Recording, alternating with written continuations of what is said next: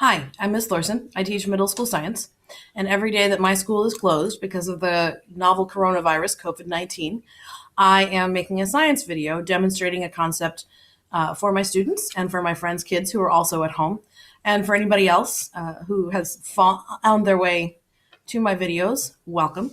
Today, I'm going to talk about Newton's first law of motion. There are three laws of motion, but we're going to talk about the first one. The first law of motion states that an object in motion tends to stay in motion, and an object at rest tends to stay at rest. This is called inertia. And basically what that means is that unless we apply a force, whatever something is doing, it's going to keep doing. So if I have a toy car rolling around in a box, it's going to keep rolling. This car is not going to cooperate. It's going to keep rolling until something stops it.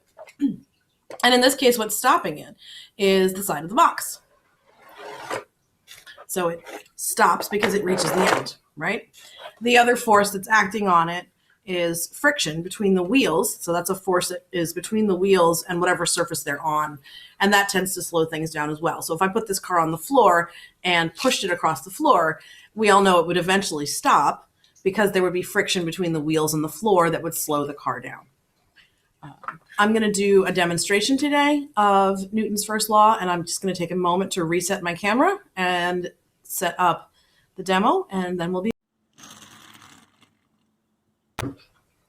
Okay, so now that the camera is adjusted, we have our glass of water.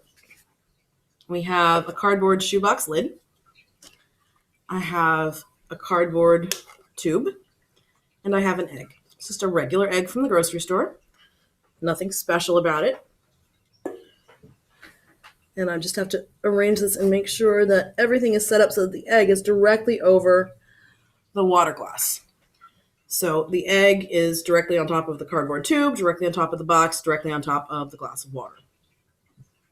So here's what I'm going to do. Before I do it, I want you to predict what's going to happen. I'm going to hit the lid of the box hard enough to make the box move. So we know that I'm going to hit the box, and we know that this lid is going to move. So the question is, what do you think is going to happen next after I hit the box hard enough that it moves?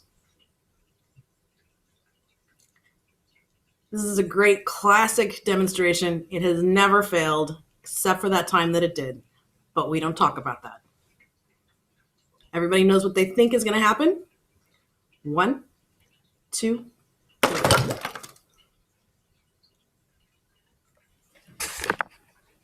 Was that what you thought would happen?